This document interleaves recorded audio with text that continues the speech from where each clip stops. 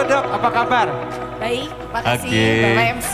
Luar biasa dok, semangat selalu. Ini jiwa muda nih, emang kedokteran sekarang seperti apa ya? Zaman Mau now, dibahas ya? ya. Oke, waktu dan tempat kami persilahkan Dokter Yana. Terima kasih Bapak MC. Selamat sore Prof, para dokter dan Bapak Ibu hadirin sekalian yang sudah hadir di Medical Fair ini. Terima kasih sudah mengizinkan kami untuk tampil di sini. Dalam talk show yang kami mengangkat mengenai pendidikan zaman now, pendidikan kedokteran zaman now. Mungkin sebelumnya kami akan saya akan memperkenalkan narasumber kita yang akan bicara dengan kita, yaitu pertama Dr. Andre Gugun Samosir, DEHPE. Beliau adalah Ketua Program Studi Sarjana Fakultas Kedokteran Universitas Katolik Parahyangan dan juga sebagai dosen yang mempunyai latar belakang keahlian dalam bidang medical education. Kemudian narasumber yang kedua dan ketiga adalah para mahasiswa dari Fakultas Kedokteran Universitas Katolik Parahyangan angkatan pertama, angkatan 2024, yaitu Kalista dan Yuza sebagai the pioneer.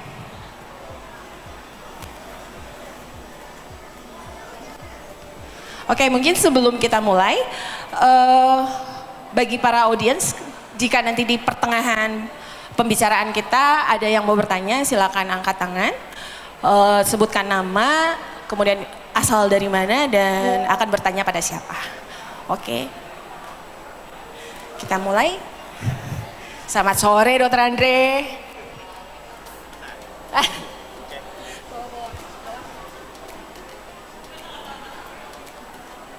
Udah.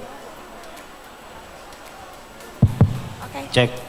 Sore Dr. Andre. Sore Dokter Yana. Apa kabar? Cukup baik, terima kasih. Oke. Dok, sekarang kan sebetulnya fakultas kedokteran udah banyak lah ya. Tapi apa sih pendidikan kedokteran zaman now itu sekarang gitu? Terus apa bedanya fakultas kedokteran Unpar sama fakultas kedokteran lain? Baik, ini ada dua pertanyaan, berarti pendidikannya zaman sekarang itu seperti apa, dan kedua yang menjadi kekhasan di Unpar itu apa. Kalau begitu saya jawab yang pertama dulu, yang umum ya. Pendidikan kedokteran zaman sekarang itu bukan lagi seperti di prodi-prodi lain, mata kuliah setiap minggu diulang sama, tapi banyak kegiatan. Jadi ada tutorial atau diskusi kelompok, itu menyelesaikan masalah yang timbul, bagaimana berpikir kritis mahasiswa itu dilatih sehingga mereka berkembang dan nanti di masa depan setelah bekerja bisa berpikir sendiri, berpikir kritis bagaimana menyelesaikan masalah yang mereka hadapi. Kuliah tetap ada tapi jauh lebih kecil porsinya dibanding zaman dulu. Selain itu ada praktikum kedokteran dasar, jadi untuk mengenal hal-hal mendasar yang tentang kedokteran ya, tentunya seperti anatomi, kemudian seperti faal, cara kerja tubuh manusia. Kalau anatomi itu struktur tubuh manusia. Kemudian yang ketiga itu yang keempat ada skills lab. Skills lab itu keterampilan klinis. Jadi kalau dulu di kedokteran itu hanya mata kuliah pas sarjana, kemudian ketika masuk koasistensi atau dokter muda langsung praktik ke pasien ya.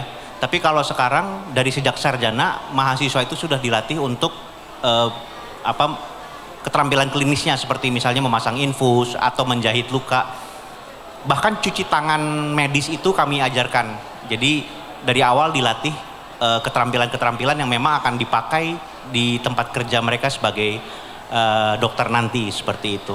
Selain itu kalau di Unpar, nah ini kita mulai masuk ke khasannya, sejak sarjana kami ingin masyarakat calon dokter itu, mahasiswa itu kenal dengan masyarakat dan kenal dengan lingkungan kerjanya nanti. Jadi kami mengusahakan sebanyak mungkin ada kunjungan-kunjungan ini ke lembaga-lembaga yang terkait dengan kedokteran atau kesehatan.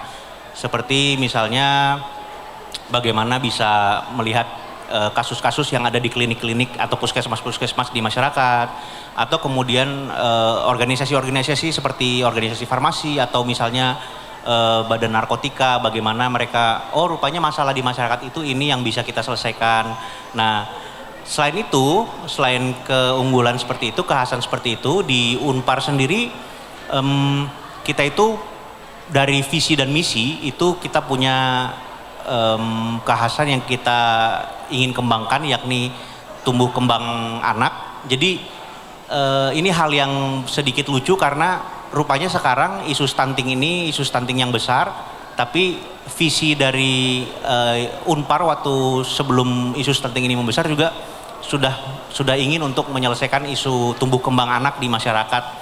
Selain itu sekarang isu mental health itu isu yang mulai disadari, ada awareness, ada kemawasan di masyarakat bahwa kesehatan itu bukan hanya fisik tetapi juga mental, artinya di pikiran begitu ya. Dan ini juga dari awal menjadi kekhasan kedua, keunggulan kedua dari pendidikan kedokteran di Unpar, di mana kurikulumnya melatih mahasiswa untuk menemukan resiliensi. Resiliensi itu artinya keuletan, di mana para mahasiswa ini ketika menemukan masalah bukannya tertekan oleh masalah, tapi bagaimana menemukan cara untuk mengatasi masalah. Nah itu menjadi bagian integral dari kurikulum di kedokteran Unpar. Jadi saat ini itu kekhasan yang sistem kurikulum kedokteran yang ada dan kemudian kekhasan di FK Unpar sendiri. Begitu Dokter Yana. Oh, menarik juga ya Dok. Berarti ada early exposure ya. Kalau untuk Fakultas Kedokteran Unpar tuh bedanya dengan fakultas kedokteran lain mungkin ya. Kita usahakan dipaparkan secepat mungkin dengan masyarakat maupun situasi klinis yang ada, kebutuhan-kebutuhan kesehatan yang ada di masyarakat maupun di rumah sakit ya. Terus tadi mengenai visinya itu tadi Dok, kan tumbuh kembang anak ya. Apakah jadinya nanti lulusan kedokteran FK Unpar itu jadi seperti dokter anak gitu Dok atau gimana Dok? Sebenarnya bukan. Jadi ini memang menjadi salah satu yang program pemerintah sebenarnya, di mana bagaimana caranya institusi-institusi pendidikan, universitas-universitas itu memiliki program atau ciri-ciri pembeda, ciri khas yang menjadi keunggulan di bidang pendidikan maupun penelitiannya. Jadi artinya setiap institusi pendidikan nanti punya kekhasannya sendiri. Harapan dari pemerintah seperti itu sehingga bisa saling melengkapi, menyelesaikan masalah yang ada di masyarakat. Nah, dari segi kedokteran Unpar kami mengambil itu yang menjadi keunggulan. Jadi itu nanti akan menjadi fokus untuk penelitian, menjadi fokus untuk pengabdian kepada masyarakat, tapi bukan untuk menjadikan dokter lulusan kedokteran Unpar ini menjadi dokter anak, bukan, tetapi menjadi dokter yang punya kepekaan lebih, awareness lebih terhadap situasi kesehatan ibu dan anak yang ada di masyarakat seperti itu. Oke. Terus Dok, pasti audiens nih banyak banget penasaran nih tentang FK Unpar, apalagi baru ya. Ada nggak sih tawaran-tawaran menarik gitu loh untuk yang tertarik untuk FK Unpar gitu Dok? Ya ini memang jadi kalau yang tertarik untuk mencoba mendaftar menjadi mahasiswa kedokteran Unpar, kami itu memiliki 5 jalur pendaftaran, yakni ujian saringan masuk, yaitu mengikuti tes seperti biasa. Ada jalur rapor, jadi melihat jalur rapornya, jalur prestasi, jadi ketika ada prestasi baik non akademis maupun akademis yang bisa dipakai untuk mengembangkan diri dan institusi pendidikan, itu silakan mendaftar juga dengan jalur prestasi. Kemudian ada jalur mitra ya, ada jalur mitra. Jalur mitra itu jadi ada sekolah-sekolah yang memang bekerja sama dengan Unpar untuk bagaimana lebih memiliki kesempatan untuk masuk ke kedokteran Unpar seperti itu. Nah, dari masing-masing jalur tersebut ada ada potongan pembiayaan yang dimungkinkan ketika mereka calon mahasiswa ini memiliki nilai tertentu, seperti misalnya kalau nilainya mencapai sekian gitu, ada kemungkinan mendapatkan potongan biaya masuk sekian, seperti itu Dokter Yana. Menarik ya Dok, pasti kalau ibu-ibu denger diskon itu pasti langsung gimana gitu ya. Oke. Mungkin ada dari audiens yang mau bertanya. Kalau mau bertanya silakan ya, angkat tangan dulu. Kita sambil kita ngobrol lagi ke teman-teman mahasiswa lah ya Dok. Kita kasih kesempatan. Oke. Nah, dari ini teman-teman latar belakangnya sebelum masuk FK boleh tahu nggak sih sekolahnya dari mana, terus kegiatan sebelum masuk FK tuh apa gitu. Mau dari Kalista dulu atau Yuza dulu boleh deh. Silakan Kal, Kal duluan. Aku dulu? Boleh. Oke, perkenalkan saya Kalista, saya salah satu murid kedokteran Unpar angkatan pertama. Dan ya salah satu hal yang saya sangat sukai tentang kedokteran Unpar itu sangat tidak membatasi siapa yang bisa masuk kedokteran. Karena mungkin kalau secara tradisional gitu ya dengan sekolah-sekolah lain, saya sebenarnya tidak akan bisa masuk kedokteran. Karena sebelumnya saya sudah sudah pernah lulus S1.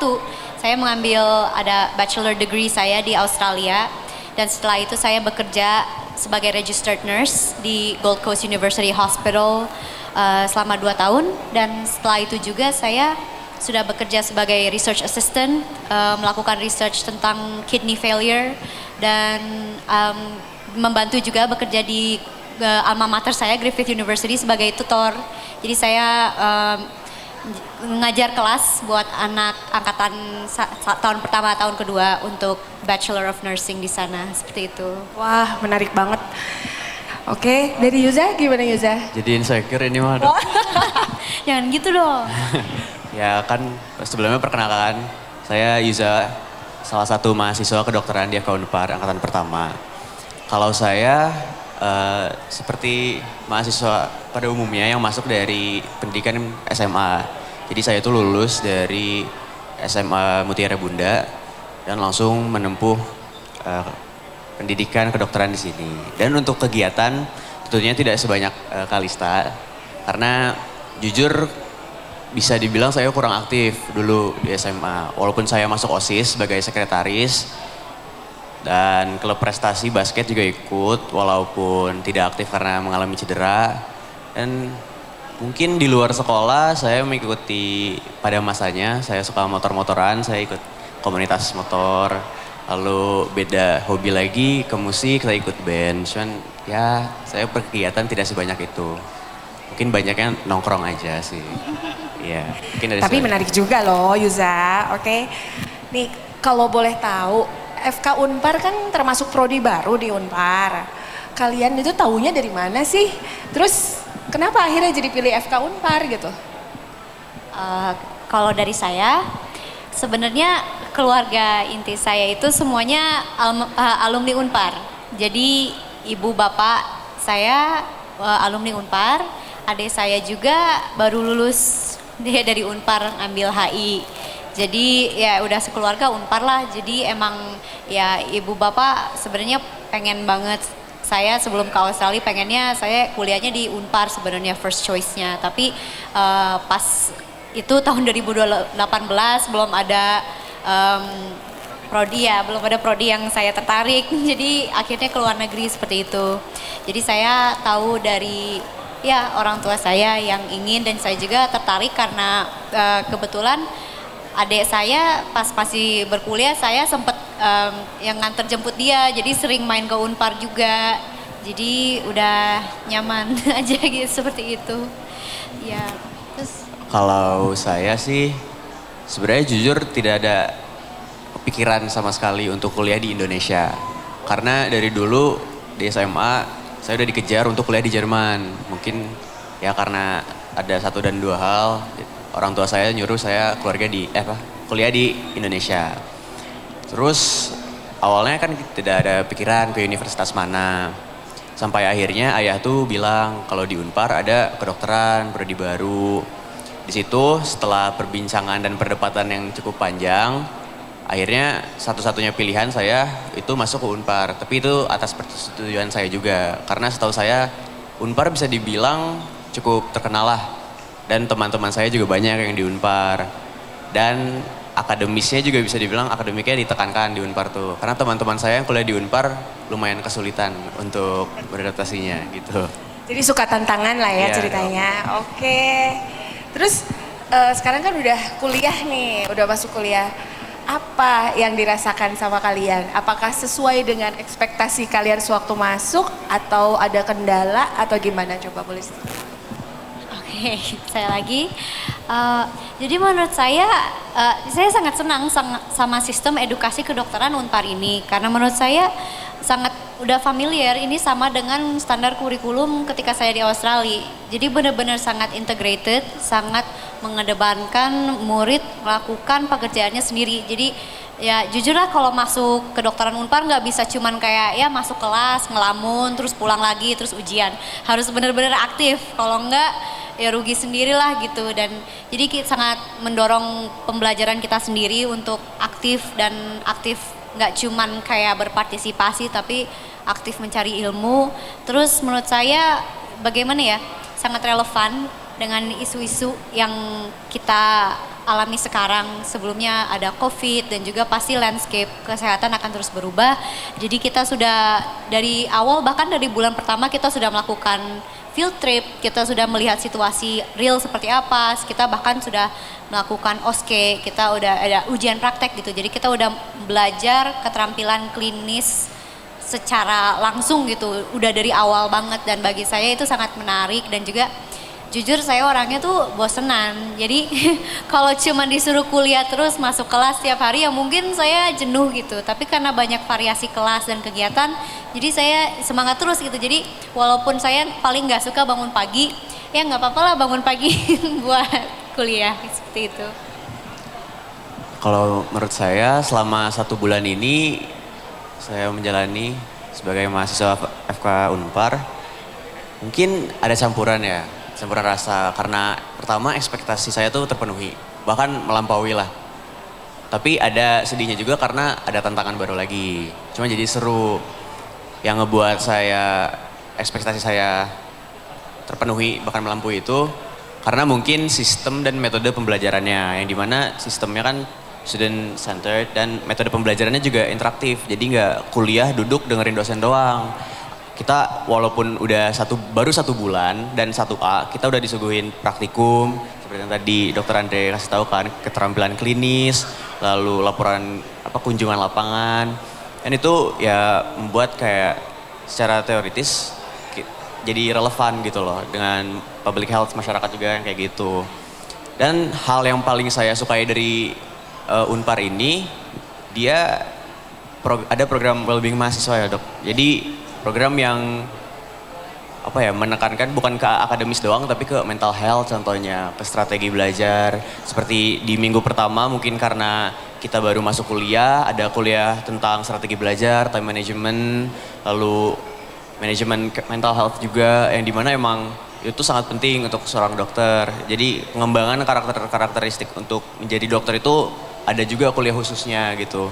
Lalu ngomongin tentang pengembangan zaman, kita juga dikasih tahu cara cari sumber yang dapat dipercaya. Iya, yang dapat dipercaya itu. Jadi untuk pengembangan zaman Unpar juga transparan gitu. Soalnya kan zaman sekarang banyak hoax gitu kan, semua orang bisa siapa aja gitu bisa bikin informasi. Betul. Belum tentu benar. Betul loh. Oke, berarti udah cukup zaman now lah ya FK Unpar. Oke, dok, tadi ada menyinggung kan dokter tentang mental health ya, yang sekarang lagi booming banget. Unpar ini punya fasilitas apa aja sih dok, selain yang untuk mental health, terus apakah ada komunitas atau satgas tertentu gitu mungkin yang untuk fasilitas ke mahasiswa? Ya, tapi sebelum menjawab itu saya perlu menekankan lagi bahwa tadi yang Adik Kalista bilang, bahwa di kedokteran Unpar itu kami tidak membatasi umur untuk masuk kedokteran Unpar ya. Jadi dari umur berapapun silakan mendaftar jika ingin menjadi dokter.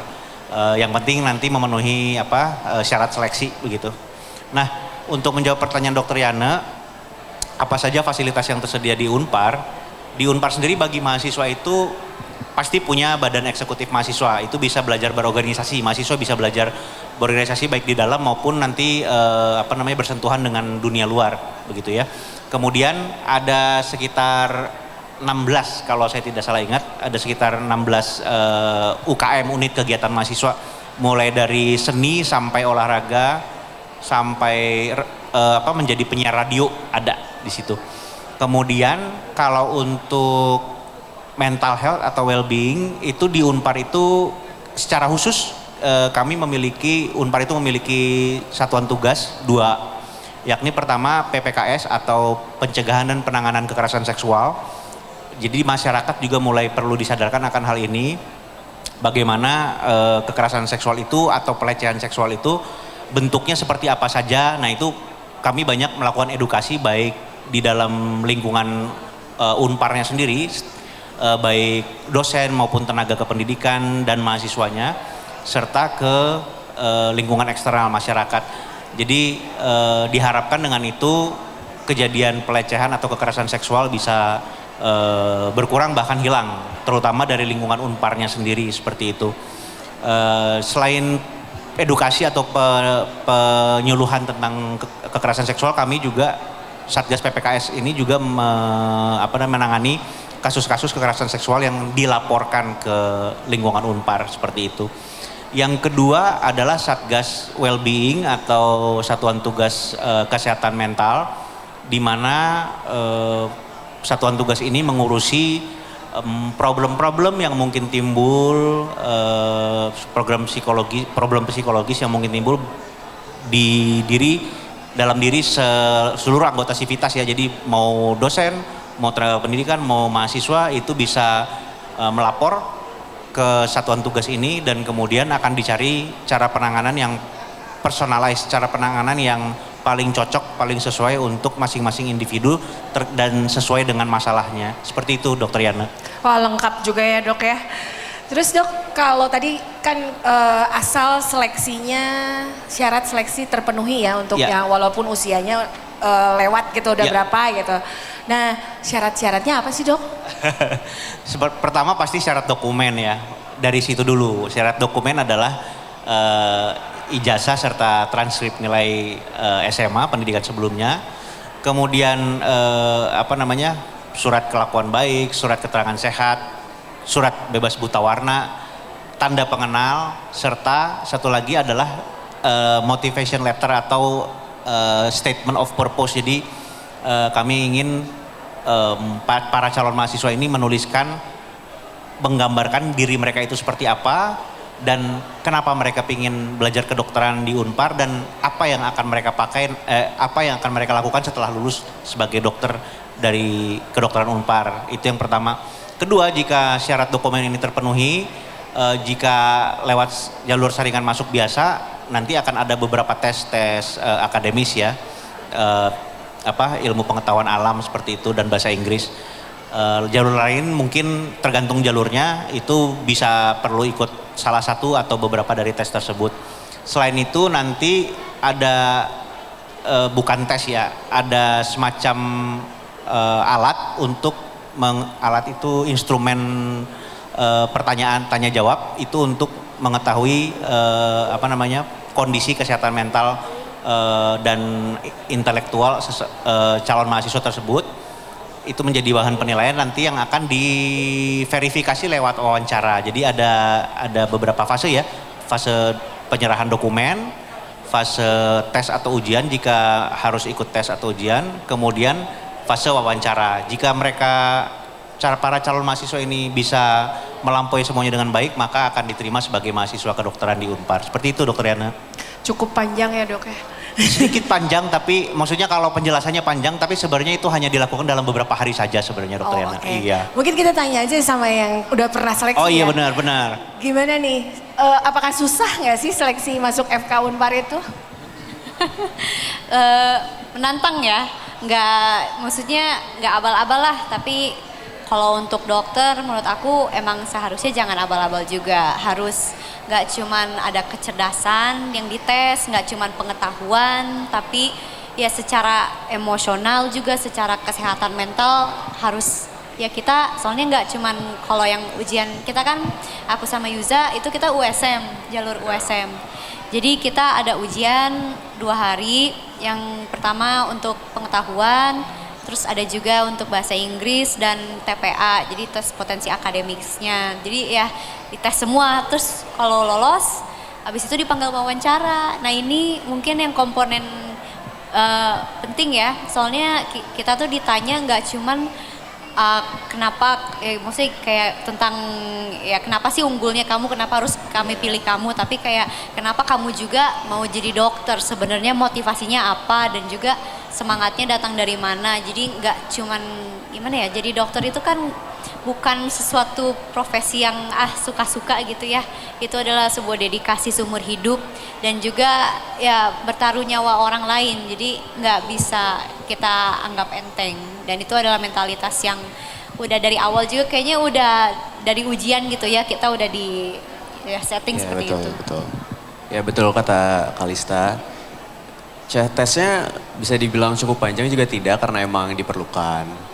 Dan tingkat kesusahannya untuk saya yang kurang banyak belajar pada masanya cukup sulit sih.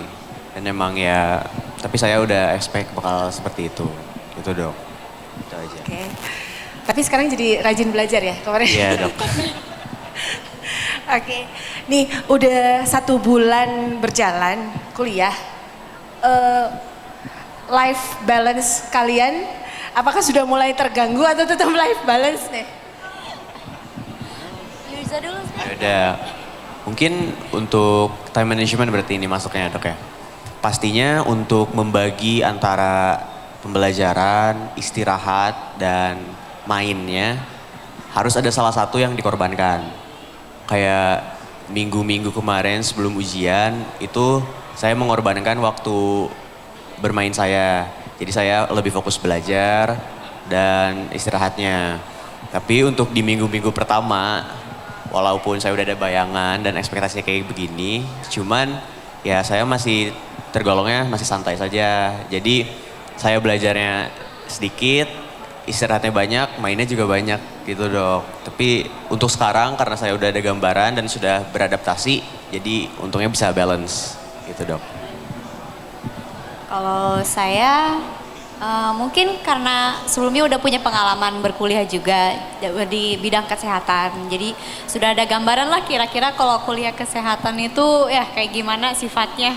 Jadi kalau saya emang dari awal selalu bikin prinsip pokoknya semua yang bisa dikerjakan dan diselesaikan di kampus, diselesaikan di kampus. Supaya pas pulang ya itu waktu saya mau seperti apa, mau bermain, mau beristirahat. Dan juga ya berat ya, banyak tugas dari bulan pertama juga kita udah banyak, gak cuman ujian tapi banyak setiap minggu kita harus ada pelajaran sendiri. Jadi kita ya prinsipnya di FK Unpar itu kalau masuk ke kelas nggak boleh kosong. Selalu harus ada review dulu, ada persiapan dulu dan kita harus ada tahulah sedikit. Jadi itu perlu waktu juga. Jadi karena itu selalu kalau aku belajar itu dicicil. Karena aku orangnya tuh nggak suka gimana ya, sangat mendedikasi kayak seharian gitu. Misal kayak Yuza untuk kayak pokoknya belajar. Aku nggak bisa. Jadi kalau aku harus dikerjakan sedikit-sedikit tapi sering gitu. Jadi dikerjainnya ya dilihat dikit-dikit lah tapi setiap hari dilihat atau beberapa mata kuliah saya lihat kayak gitu. Jadi aku tekniknya pencicil ya seperti itu. Jadi cukup seimbang lah ya dalam Iya. kehidupan. Terus apalagi yang saya pernah dengar Kalista itu kan content creator kan? Oke, masih jalan content creatornya? Masih Oke, dong. tuh. Jadi berarti kuliah di FK Unpar itu walaupun tetap kuliah, tapi tetap masih bisa menjalankan aktivitas selain ini ya, masih ini. Ya betul dong. Oke, mungkin apakah dari audiens ada yang mau bertanya? Boleh.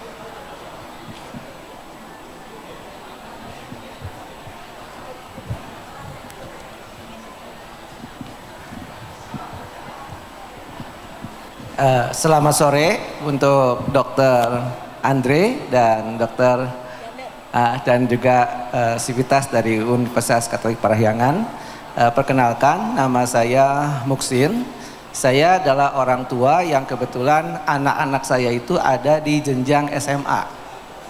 Nah, pertanyaannya adalah kalau anak saya masuk ke Universitas Katolik Parahyangan, khususnya untuk prodi kedokteran, itu pengembangan teknomedical skill-nya apakah dikembangkan atau tidak begitu. Dan bagaimana cara mengembangkannya kemampuan teknomedical dari anak saya itu. Gitu. Itu saja ya. Makasih dokter dan mahasiswa yang saya hormati. Oke dok, sebelum lupa, kepala sekolah. ini Pak Muhsin itu kepala sekolah SMA Harapan Kasih. Mantap. Jadi Pak Muhsin. anak-anaknya banyak. Iya. Heeh. Betul, Bukan guys. anak yang di rumah ya, tapi Bukan. anak yang di sini banyak sekali. Silakan dok. Ya, mungkin dari mahasiswa dulu, adakah testimonial saja dari mereka? Adakah kuliah terkait dengan tadi teknologi di kedokteran Unpar? Sudah pernah mengalami belum? Pertama yang paling terasa itu kuliah dari Dokter Andre. Jadi cara kita mencari sumber itu tadi, sumber yang bisa dipercaya. Karena kalau buku kan bisa dibilang mahal. Jadi Unpar tuh ngasih kuliah biar kita bisa dapat alternatif seperti e-book, cara mencari e-book, jurnal, lalu dan yang lain-lain gitu kan. Nah, di praktikum juga kita gak dimanakin aja praktikumnya, tapi menggunakan aplikasi juga. Yang dimana kita diajarin dan dikasih tahu gimana cara menggunakan aplikasinya. Mungkin untuk sejauh ini seingat saya segitu doang dok. Ya, jadi kalau dari saya sedikit menyinggung yang tadi udah diceritain Yuza juga tentang yang ya research ya. Jadi teknomedika ya tadi ya itu bukan cuman tentang ya nyari-nyari buat for fun juga, tapi emang perlu sih karena kita kuliah itu ya mungkin kalau di secara SMA cuman ya duduk dikasih semua materinya, pelajari materinya. Tapi kalau di FK Unpar tuh materi yang dikasih itu cuman baru starting boardnya doang dan kita harus bisa mencari sendiri. Dan jadi kuliahnya Dr. Andre itu dimana kita diajarkan mencari ya reliable medical sources, itu sebenarnya juga relevan dengan sifat the healthcare field, jadi kayak lanskap kesehatan juga karena kita kan selalu di bleeding edge. Dan kalau kita hanya membaca textbook atau buku cetak itu udah nggak cukup lagi kayak di sekolah, karena sebenarnya buku cetak itu kan semua informasi yang dirangkum, tapi belum tentu informasi itu yang terbaru. Jadi kita selalu belajar mencari apa yang terbaru dan terbaik untuk bisa mengembangkan pembelajaran kita sendiri secara lebih independen. Dan juga kita memang banyak menggunakan teknologi ya. Kita belajar membuat laporan secara online, kita bekerja kelompok juga kebanyakan sekarang online. Dan juga ya teknologinya cukup baik di Unpar, udah difasilitasi manekinnya yang lumayan hebat, bisa bernafas, bisa segala macam begitu, dan kita belajar menggunakan ya dari awal semua teknik-teknik itu untuk memfasilitasi pembelajaran kita, bahkan padahal baru bulan pertama seperti itu. Ya, jadi merangkum dan melanjutkan dari yang Yuza dan Kalista sampaikan, Pak Muhsin. Jadi kami itu kurikulumnya memang dari awal justru berusaha mengintegrasikan teknologi yang ada saat ini ya, karena kan yang di masa depan kita belum tahu lagi seperti apa. Yang ada di saat ini kita integrasikan ke dalam kurikulum, bagaimana itu bisa mereka pakai untuk pembelajaran mereka. Jadi artinya ketika nanti mereka terjun ke masyarakat, mahasiswa terjun ke masyarakat, itu mereka tidak bingung dengan berbagai teknologi informasi dan komunikasi yang ada. Itu pertama Pak. Jadi bahkan cara mencari literatur yang ya kalau kata orang literatur yang valid begitu ya, jadi bukan sekedar informasi katanya gini loh, bikin ini zat ini bikin sembuh gitu misalnya. Nah itu bukan hanya katanya, tapi memang dilatih agar mahasiswa itu bisa menemukan oh rupanya benar begitu menurut riset segala macam. Itu pertama dari segi integrated kurikulumnya memang mengandung bagaimana cara mahasiswa itu mempergunakan teknologi untuk pekerjaan dia nanti di masa depan seperti itu. Yang kedua, jadi gini, biasanya di Fakultas Kedokteran itu departemen itu ada 2 Pak biasanya, atau 3. Jadi pertama Departemen Kedokteran Dasar, jadi yang tadi mempelajari ilmu anatomi struktur tubuh manusia misalnya, terus faal begitu ya, cara kerja tubuh misalnya. Kemudian Departemen Kedokteran Klinis, seperti misalnya penyakit dalam, penyakit anak, seperti itu. Jadi yang memang udah spesifik mempelajari penyakit-penyakitnya. Kemudian yang ketiga adalah Departemen Kesehatan Masyarakat. Nah, kami di Fakultas Kedokteran berusaha untuk melampaui 3 hal ini saja, Pak. Jadi kami sudah memiliki 2 lagi, yakni Departemen Humaniora Kedokteran. Jadi ilmu-ilmu sosial yang terkait dengan kedokteran dan kesehatan, yakni hukum misalnya, atau politik, atau ekonomi, karena itu tidak bisa dipungkiri itu sangat erat kaitannya dengan pelayanan kesehatan di suatu negara, seperti itu. Kemudian yang kelima adalah pendidikan kedokteran. Jadi bagaimana ilmu pendidikan kedokteran itu bisa dikembangkan sehingga mahasiswa itu bisa belajar lebih bagus lagi. Nah, yang keenam, kami sedang membuat Departemen Teknologi Informasi Kedokteran, Teknologi Informasi dan Komunikasi Kedokteran. Jadi departemen-departemen ini, Pak, kerjanya mengembangkan keilmuan di bidang mereka masing-masing. Jadi kalau nanti departemen yang Teknologi Informasi Kedokteran ini sudah berjalan, mereka akan mengembangkan keilmuan di bidang teknologi informasi dan komunikasi. Itu bagaimana mereka melakukan riset, bagaimana mereka mengedukasi masyarakat, kemudian bagaimana mengembangkan produk atau teknologi, ya, seperti itu. Dan itu nanti akan dimasukkan, jadi semua departemen ini ilmunya dikembangkan itu untuk apa? Untuk dimasukkan ke dalam pendidikan lagi, Pak. Jadi cita-cita kami itu sejauh itu. Jadi mudah-mudahan itu bisa menjawab pertanyaan Bapak seperti itu. Jadi mudah-mudahan memang bisa menjawab bahwa pertanyaan bahwa kedokteran Unpar itu berusaha teknomedical atau teknologi in medicine itu bagaimana bisa diterapkan di pendidikan kedokteran, itu mudah-mudahan bisa menjawab pertanyaan Bapak. Seperti itu, Pak. Apakah sudah cukup atau masih? Oke, baik, terima kasih, Pak. Mungkin menyambung yang pertanyaan Bapak tadi ya, Dok. Kita juga mengintegrasikan fakultas, bukan fakultas kedokteran aja ya. Dalam kurikulum itu kita kerjasama sama fakultas-fakultas lain kan, Dok, ya? Oke. Jadi memang saya sendiri selain mengajar di kedokteran, saya sendiri mengajar di fisika medis.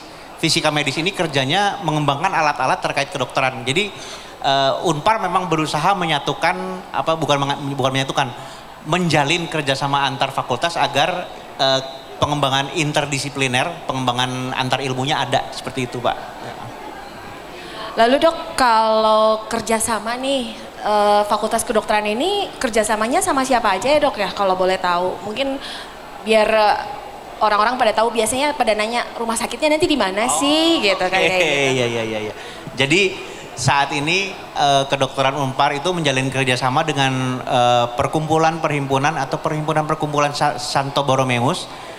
Kami itu bekerja sama dengan PPSB, itu nanti rumah sakit pendidikannya di Rumah Sakit Santo Yusuf di daerah Cicadas, ya.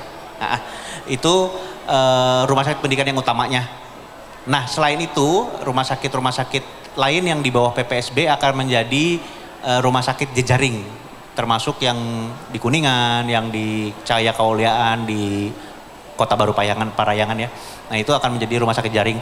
Selain dengan Yayasan PPSB, Perkumpulan Santo Borromeus, nanti juga tentunya akan ada wahana-wahana pendidikan yang lain seperti klinik-klinik, kemudian bertemu dengan, tadi yang saya sudah sempat singgung di awal, bertemu dengan Badan Narkotika Nasional, gitu, seperti itu. Seperti itu, Dokter Yana.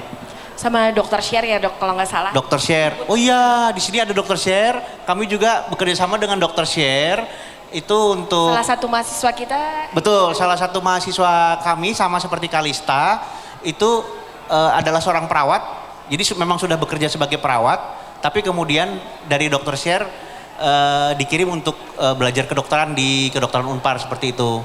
Selain kerjasama soal pendidikan, kami juga kerjasama soal penelitian dan pelayanan kesehatan di daerah-daerah yang Dokter Sher jangkau, begitu.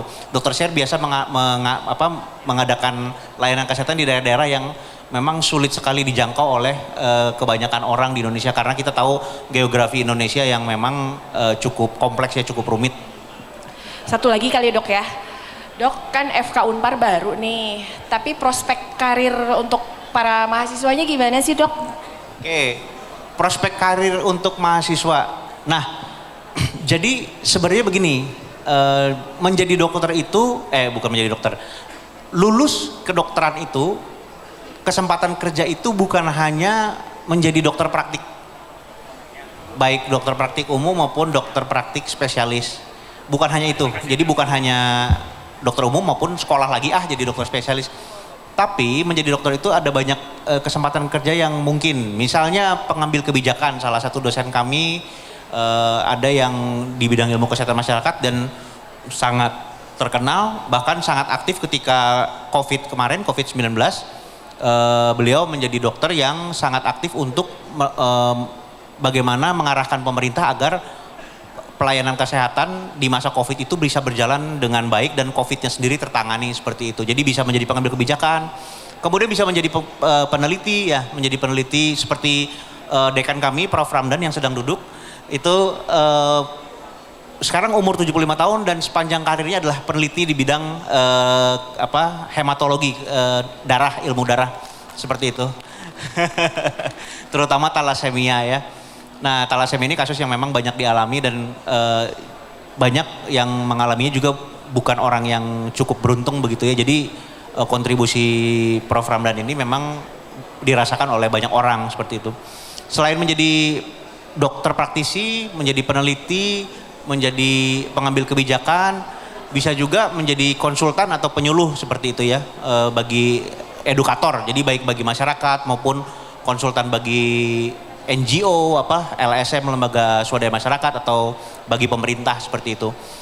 Atau seperti saya lulus dokter, tapi sekolah lagi, sekolah pendidikan, supaya saya bisa menjadi guru dan tahu bagaimana caranya mendidik dokter yang baik itu seperti apa sih. Nah, itu salah satu hal lain yang bisa dilakukan setelah menjadi dokter adalah menjadi guru seperti itu. Nah, bagaimana dokter ya? Nah, mengenai apakah kesempatan karirnya terbatas, jadi ada seluas itu kesempatan karirnya. Apakah akan bersaing dengan lulusan-lulusan di universitas-universitas lain? Tentu, tapi itu bukan hanya di kedokteran, itu di seluruh prodi, seluruh jurusan pasti akan ada bersaing untuk bekerja seperti itu. Jadi sedikit banyak memang kurikulumnya berusaha membantu menjadi dokter yang nanti di masyarakat bisa bisa berkontribusi dengan cara yang bisa individu ya. Setiap lulusan mahasiswanya itu saya mau begini begitu. Tapi di sisi lain kesempatan kerja tersebut ditentukan oleh mahasiswa tersebut sendiri. Kalau misalnya selama belajar prestasinya baik begitu, tentu kesempatan kerjanya juga lebih luas, dan itu lagi-lagi bukan hanya di kedokteran, di seluruh institusi pendidikan, di seluruh prodi atau jurusan tentunya seperti itu. Ketika prestasinya baik, kesempatan kerjanya lebih besar. Seperti itu Dokter Yana. Oh, jadi ya itulah ya dok, pendidikan kedokteran zaman now itu yang mempersiapkan dokter-dokter yang memang harus tangguh menghadapi tantangan-tantangan yang terus akan berkembang gitu ya dok. Betul seperti itu. Ada satu hal lagi yang memang saya tadi lupa sebutkan yang menjadi kekhasan atau keunggulan, ya harapannya ya menjadi suatu hal yang baik gitu di kedokteran Unpar adalah kami berusaha untuk tidak memberi jarak antara guru dan murid. Jadi mahasiswa itu adalah calon rekan kerja kami atau bahkan calon yang merawat kami nanti setelah tua. Jadi mungkin yang merawat saya setelah tua adalah Yuza dan Kalista begitu. Jadi dari awal kami berusaha membangun dialog bagaimana ilmu bisa berkembang, karakter pribadi bisa berkembang, dan bagaimana yang kalau di kedokteran zaman dulu itu dibilang senior junior atau guru dan murid itu jaraknya begitu jauh, kami berusaha mendekatkannya seperti itu. Seperti itu Dokter Rina. Oke. Dari audiens apakah masih ada pertanyaan? Selamat sore. Perkenalkan nama saya Antike, mau tanya ke Kalista dan Yusa. Saat ini kalau boleh tahu, ada kan angkatan pertama ya, ada berapa mahasiswa yang bersama-sama berkuliah di Unpar, itu satu. Terus yang kedua, kalau misalnya yang sepengetahuan kita kan fakultas kedokteran sebelumnya di Bandung kan Maranatha ya. Di Maranatha kan ada fasilitas kayak ruang mayatnya kayak gitu ya. Apakah apakah di Unpar juga ada fasilitas seperti itu? Ya, terima kasih.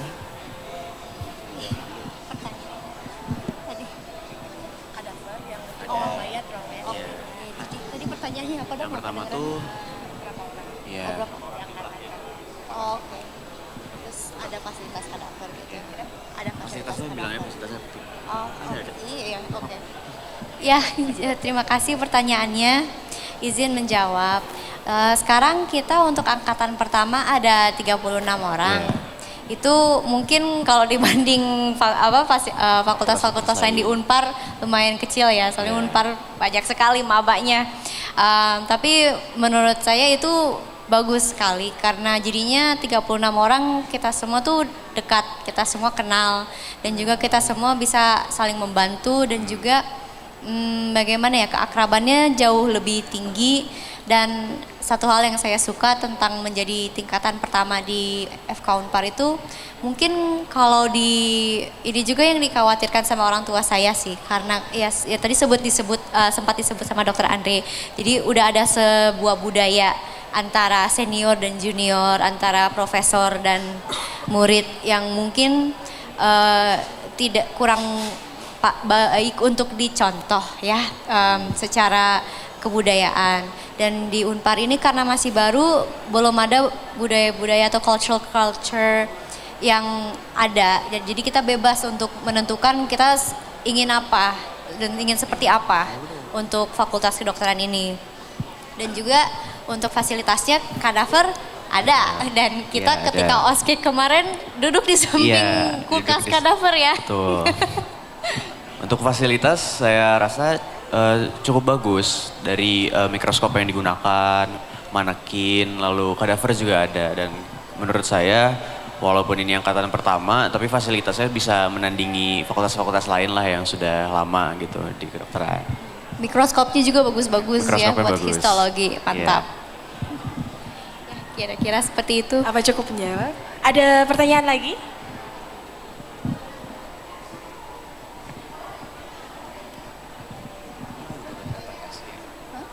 Selamat sore, saya Hendri. Mau nanya, itu tadi katanya kalau mau kuliah itu berapa, ada batas umurnya kan bebas.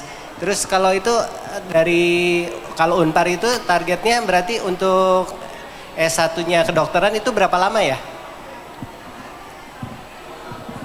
Ya, jadi kalau dengan peta kurikulum yang sudah kami buat saat ini, kalau untuk sampai lulus menjadi dokter, itu untuk sarjananya, SKET-nya itu paling cepat 4 tahun atau 8 semester. Tapi ketika misalnya nilainya cukup baik, nilai mahasiswa ini cukup tinggi, ada batas tertentu yang bisa dia lampaui, itu bisa dipercepat menjadi 7 semester, artinya 3,5 tahun dia bisa lulus, begitu. Untuk setelah sarjana tentunya akan memasuki program profesi atau dokter muda atau yang dulu disebut koasistensi. Itu kami buat programnya saat ini adalah 2 tahun. 2 tahun begitu. Jadi antara mulai masuk sampai lulus dokternya diharapkan dalam 5,5 tahun kalau yang paling cepat ya, seperti itu. Tentunya habis itu nanti mereka seperti semua lulusan kedokteran lain akan mengikuti yang namanya internship seperti itu. Seperti itu Pak. Cukup menjawab? Oke, terima kasih. Baik. Sama-sama. Ya, ada lagi, silakan. Selamat sore, saya Eli. Saya ingin bertanya kalau untuk masuk ini ya, lulusannya bisa SMK tidak? Ya, ya. Kalau untuk lulusan, jadi memang ini kaitannya dengan peraturan pemerintah sendiri yang baru keluar Agustus kemarin 2024 untuk para lulusan pendidikan menengah yang hendak masuk ke kampus kedokteran menjadi calon dokter, menjadi mahasiswa kedokteran, itu sayangnya oleh peraturan pemerintah ini dibatasi untuk mereka yang mengambil fokus pendidikan di pendidikan menengahnya SMP dan SMA-nya di IPA atau ilmu pengetahuan alam. Jadi artinya harus yang SMA dan fokusnya ke IPA. Sayangnya sekarang dibatasi seperti itu oleh peraturan yang paling baru ini. Seperti itu jawabannya Ibu. Bisa tolong pakai mic bagaimana?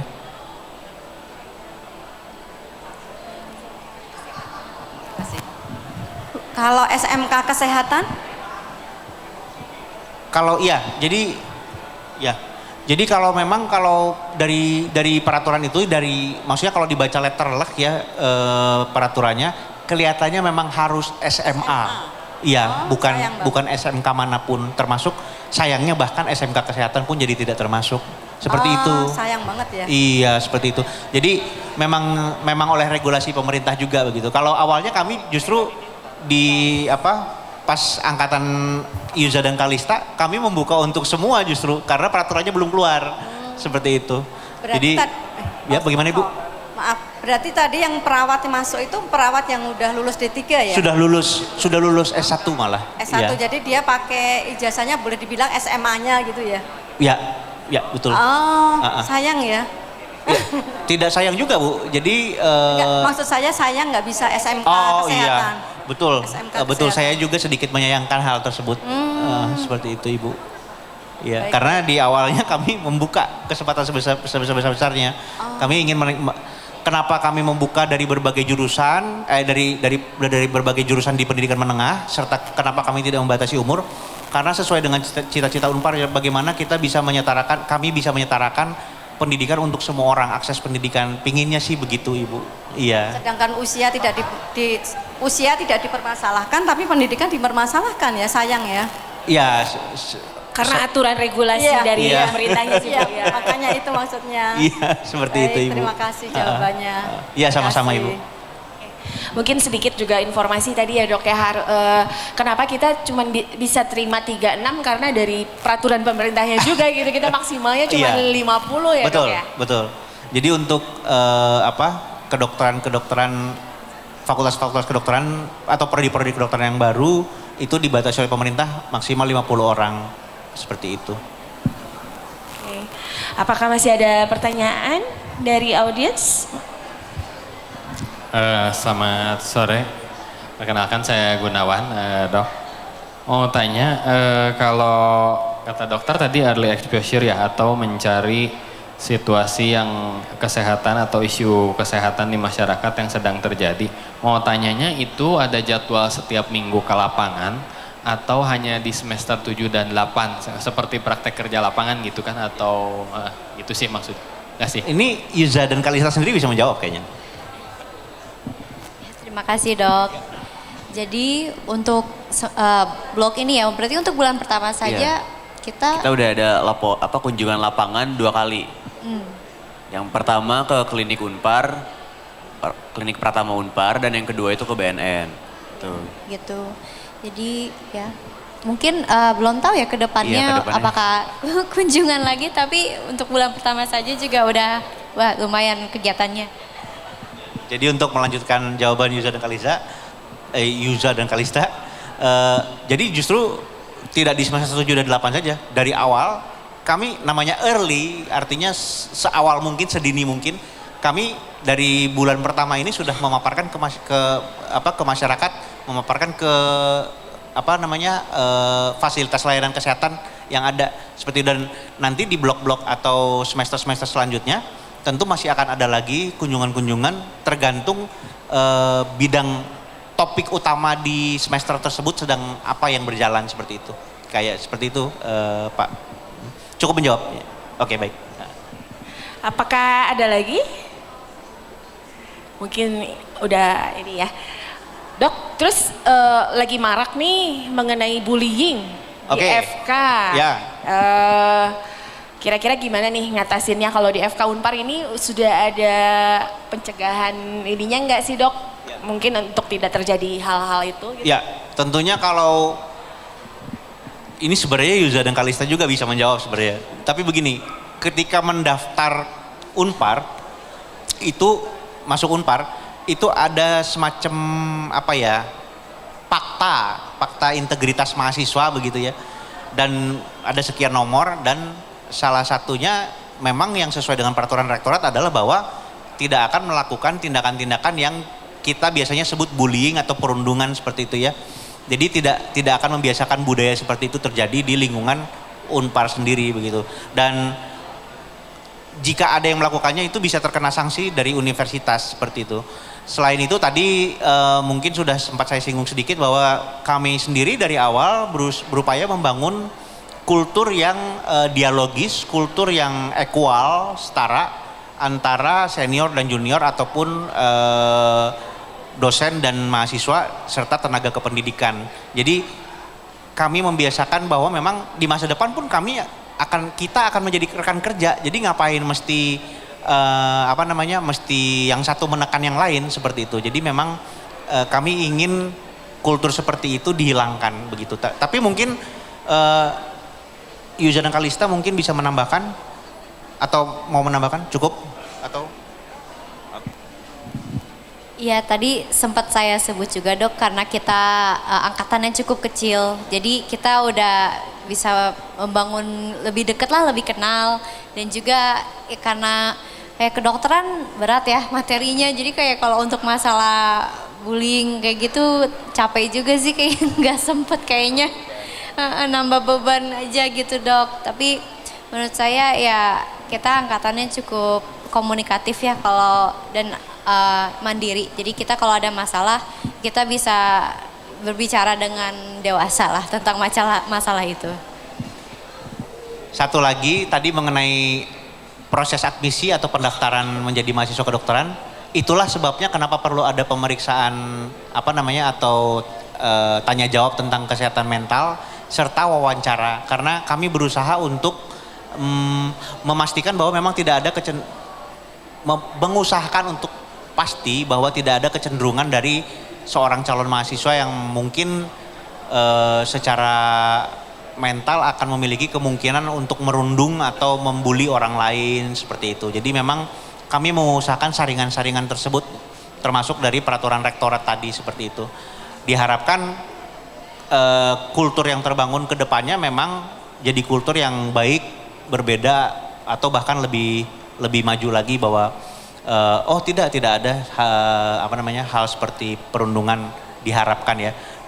Tidak ada sama sekali perundungan atau bullying di lingkungan Fakultas Kedokteran Unpar seperti itu. Oke, mungkin kalau tidak ada yang bertanya lagi dan keterbatasan waktu nih Dok, Yuza, Kalista, ada kata-kata penutup nggak mungkin dari Dr. Andre, Kalista, Yuza untuk audiens untuk ya mungkin biar masuk FK Unpar gitu Dok? Ya kalau dari saya sih kami tunggu selamat datang di Fakultas Kedokteran Universitas Katolik Parahyangan. Itu saja kalau dari saya. Silakan mungkin mahasiswa Yuza dan Kalista. Terima kasih Dok. Kalau dari saya FK Unpar ini sebenarnya sebuah kesempatan yang sangat baik bagi orang-orang yang mungkin dari dulu cita-citanya pengen jadi dokter. Tapi mungkin karena situasi atau tertentu atau karena ya kehidupan tidak memungkinkan terlewat kesempatannya. Jadi karena tidak membatasi umur walaupun secara pendidikan ada batasannya masih ada kesempatan bisa jadi dokter. Semua orang bisa jadi dokter seperti itu. Jadi berbondong-bondong lah menjadi dokter. Betul, kita perlu dokter. Kalau dari saya sebagai lulusan SMA seperti umumnya, mungkin orang-orang bilang kedokteran itu susah. Jujur materinya memang lumayan berat, cuman karena ini FK Unpar, dosen-dosennya, dokter-dokternya sangat mensupport kita, sangat diasuh kita, jadi FK itu gampang kok, yakin. Terima kasih pada para narasumber yang telah berbagi informasi dengan kami. Jika nanti ada pertanyaan lebih lanjut mungkin bisa menghubungi kami di booth FK Unpar di sana. Terima kasih untuk para audiens yang telah hadir. Saya kembalikan kepada MC. Baik, terima kasih kepada Dr. Yene yang sudah memimpin acara bersama dengan tim dari Universitas Katolik Parahyangan Fakultas Kedokteran. Dan sukses selalu untuk Anda. Saya baru tahu loh, dan saya bangga kakak saya Pak Tri juga bisa menjadikan Fakultas Kedokteran ini menjadi satu fakultas keunggulan di masyarakat yang akan datang. Sukses selalu Pak.